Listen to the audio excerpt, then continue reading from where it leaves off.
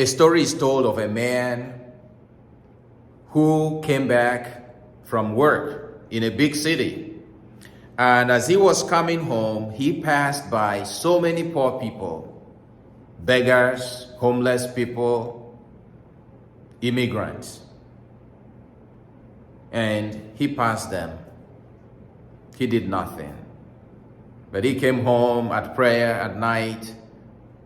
He prayed to God and told God, God, there are so many poor people, so many people suffering in our world. Do something about their condition. Change this world.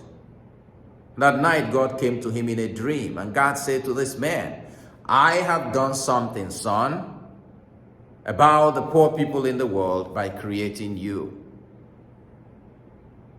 Now, Mother Teresa used to say that God has no more hands but our hands, to bring comfort to those who are suffering, to wipe away the tears of those who are crying, to lift up those who have fallen, broken, and wounded. God has no more legs but our legs to go to the nursing homes, to the hospitals, to the jails, to the slums, to the rough grounds of the lives of so many of our brothers and sisters. God has no more legs to go there but our legs to visit them and to show them that we care. God has no more mouth but our mouths to speak up against the injustice, the structures, the systems, the institutions that promote the kind of economies that kill, as Pope Francis said, the kinds of economies that subject so many millions of God's people all over the world, in rich and poor nations, subject them to very painful cycle of poverty, suffering, and pain. Brothers and sisters, we find in the parable today the first and only person in the Christian scripture who was condemned for doing nothing. Usually, you'll be condemned for what you did. But the church in its wisdom also put it in our prayer. In the I confess, we confess sins that we have committed by omission. So here in the parable was a man who was condemned and sent to hell because he did nothing. He saw Lazarus, a poor, wretched, suffering human being sitting by his gate. He passed him by every morning, every afternoon, every night. He did nothing. He saw Lazarus bleeding by his gates with sores all over his body, dogs licking his wounds. He passed him by in the morning, in the afternoon, at night. He did nothing. He saw Lazarus crying in pain, begging for help, homeless, wretched, and in desolation and destitution. This man did nothing. We didn't hear that he abused Lazarus or he cursed Lazarus, but we know that he did nothing.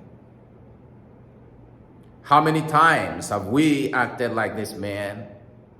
You pass by so many people who are panhandling along the streets, beggars, at your gates, in your workplaces, along the streets. We pass them by and we do nothing. And in some instances, when someone wants to help, I remember someone telling me some time ago, no, you should not give them money because they use the money to buy drugs. They use the money to buy alcohol. It is their lifestyle that brought them to this place of desolation. How many times have we judged the poor, the wretched, the homeless, the immigrants, the ones who have fallen along the wayside as a result of our institutions, as a result of our policies, as a result of our programs, as a result of our structures? and we do nothing. Brothers and sisters, the Lord is inviting us to a new way of life. How can we do something about the sea of human suffering that surrounds us everywhere? The first, Pope Francis invites us to change the way we see. The rich man did not see Lazarus as a brother, as a sister, as a sibling, as a family member. Lazarus was nobody. Lazarus was a burden. Lazarus was invisible. That's the greatest pain of so many poor people.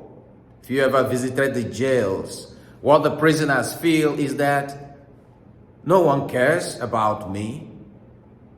We put them away in those jails, and they are invisible. So many people, because of their color, because of their nationality, because of their religion, because of their social status, are invisible, like Lazarus, invisible to the wealthy, to the rich, and those who feel that those ones are inferior, that they are nothing. That's the greatest challenge of our day, is to see in people what God sees in each and every one of them.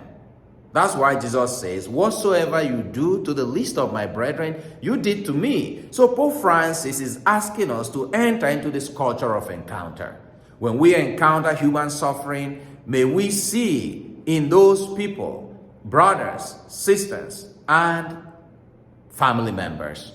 May we see in them the face of Jesus Christ. May we see in them also our naked, suffering humanity.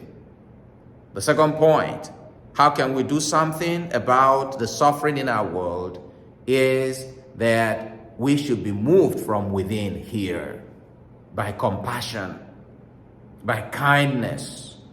Let our hearts be touched. Let us not be hard. Let us not flee and feel that it doesn't concern us. We might condemn the government. We might criticize the social policies. But that does not change the condition of the poor until we ourselves step into their chaos, the chaos of their lives, and lift them up. Thirdly, is that we as Christians must recognize that the world can only be changed through our Christian witnessing to justice and charity in the world. It is our mission. God has sent us here to bring this transformation of the world. And so find in your heart, as you pray about the suffering in our world today, about so many poor people, so many who are crying, let the tears of the poor, let the tears of the broken and the battered move you to action. Let us remember that we will be judged on the last day for the things we did in order to change the lives of the poor. May we not be like the rich man in the gospel today who was sent to hell because he did nothing.